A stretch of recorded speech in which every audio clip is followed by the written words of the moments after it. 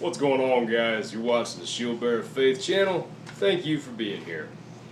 So let's talk about the difference between your rights and good ideas, right? So do you have the freedom of movement to go walk around the worst neighborhood in your city at all hours of the night? The answer is yes. You have the right, the freedom of movement throughout this country. But is it a good idea? Can most of us agree that that is probably not a good idea? Yes, because we have common sense. We have the human brain that can think broadly about the possibilities that could happen to you, right? So most people inherently know that's a bad idea. So yes, you have the right to do it. No, probably not a good idea. How does that relate to all of this, right? We just had a guy, I think it was in Missouri, that decided it was a good idea to him to go wander around Walmart dressed like this. What do I think about that?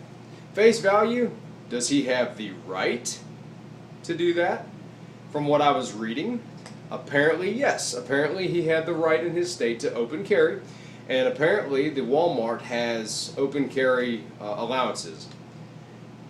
That's up for debate whether they intend for you to open carry a rifle, but apparently in general they do have open carry allowances. But is it a good idea?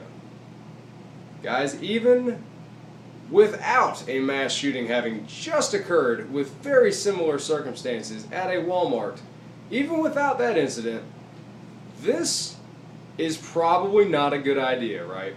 Most people can see why. This is a show. This is a show. Him walking into Walmart with all of this on is purely a show. He only wants to make a statement. In fact, apparently he had his phone out and was videoing during it. So he's making a show. Said that he wanted to exercise his Second Amendment rights. Well, you exercised them and you got a whole bunch of consequences that didn't have to happen. What about if you had a different environment? So let's say all of this stuff you put on because your neighborhood just had a large-scale disaster, a natural disaster. Let's say you're the next Hurricane Katrina's location, right? Can you see the difference there? That's why these rights are needed, in my opinion.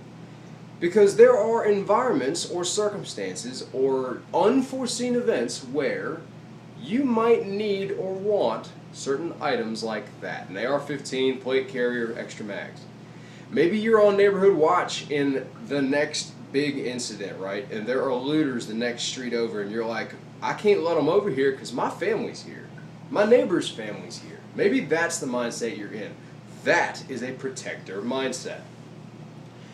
If you are someone who wants to go and conceal a weapon on a daily basis, so that if you witness a lethal force situation, that you can hopefully stop it before it becomes escalated or before anyone gets hurt or before the next active shooter does a mass murder, hopefully you can stop it, then that is a protective mindset. That is a protector's mindset. That is a sheepdog mindset.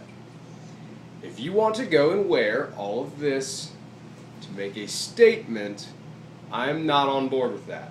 That is not what protecting people is about. That is not what the Second Amendment is about, even if you look at it for what most people want to argue the reason to have these items are as, resistance to tyranny. It's still not about making a statement, right? It's still, to a base level, about protecting, okay? Protecting your rights, your freedoms, lives. That's what it's about. So when this kid, and I'm going to call him a kid because this behavior was childlike, goes into Walmart, causes people to fear for their lives, obviously they're going to run the other way. You walk in, you're filming it, most people are going to assume that you are filming their murder. That's what they're going to think because it's happened, right? Then law enforcement gets a call. Let's say that our mindset as officers is right around here. Then we get a call that there is an active shooter because that was the call that was given. Our heart rate and mindset skyrocket. okay? Because we think people are actively dying. This is what's going to go through my head. It's my day. That's what's going to go through my head. This is my turn, my city's turn for this stupid, hate-filled incident. And so you're not sure you're going home to your family. You're not sure if people's other families are actively dying. And so we respond like a bullet from that gun. We are going quick. Here's another point. Not only did this guy in Walmart severely injure the Second Amendment overall, I think, with this incident, but he could have potentially physically injured people by causing us to have to respond in a lights and sirens manner. So when we drive real fast to get to high level incidents, so like active shooter incidents, we endanger the public. We have good cause to do it, but if we're driving 100 miles an hour to get there, we are inherently endangering the public. So the mere fact that this kid caused us to respond that way endangered people. You see what I'm saying? It's not a show. It should not be about making a statement. Next piece of this.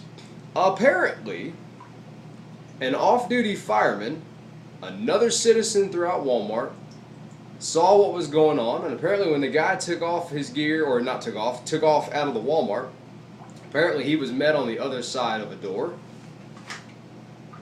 by a law-abiding protector like this, who held him at gunpoint until police could arrive.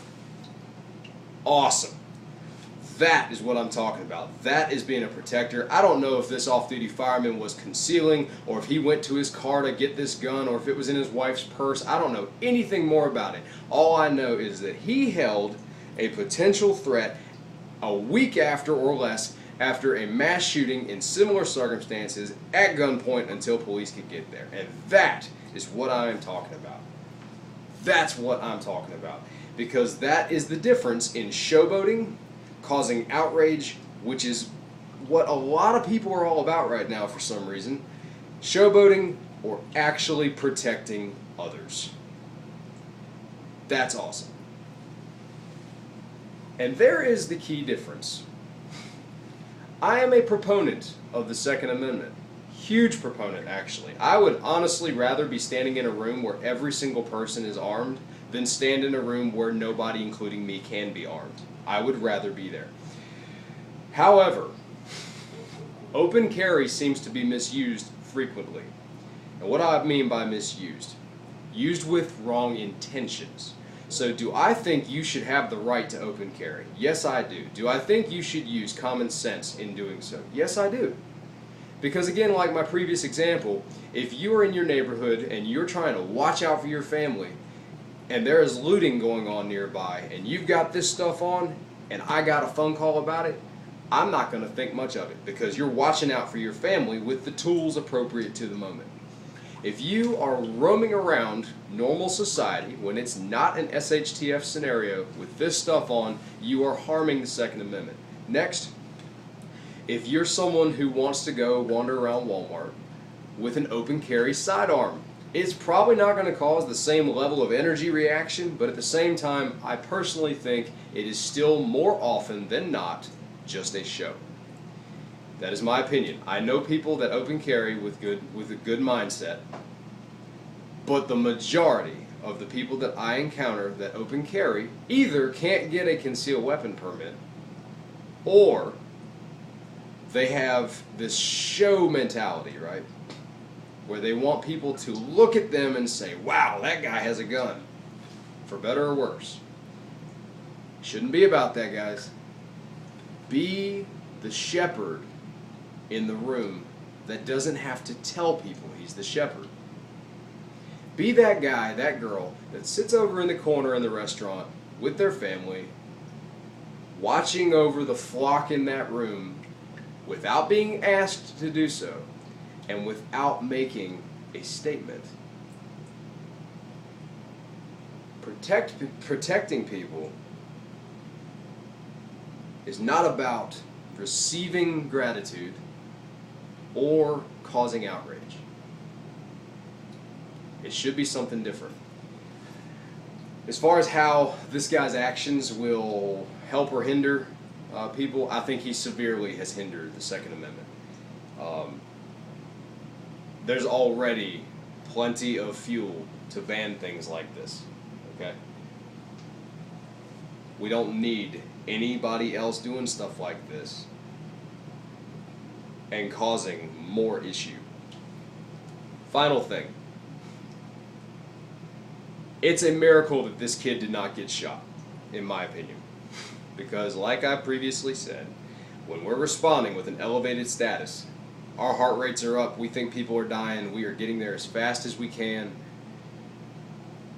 If I had arrived on scene and seen people fleeing from this guy's area, kids running and screaming, yelling, "Oh my God, he's got a gun," and I see this kid either with a cell phone out filming what he's doing or with a rifle on and all that gear, guys, it would not take but a slight variation in his behavior for most officers to say lethal force. Because, like I pointed out, it takes milliseconds to go from walking around Walmart to engaging in people. And he's already displayed that weapon in an aggressive manner to most people's assumptions. So when law enforcement got there, it's thankful that this fireman already had him at gunpoint. I would argue this fireman saved that kid's life by keeping him at gunpoint. Think that over, guys. I hope it helps. Let me know what your thoughts are. Use your rights responsibly.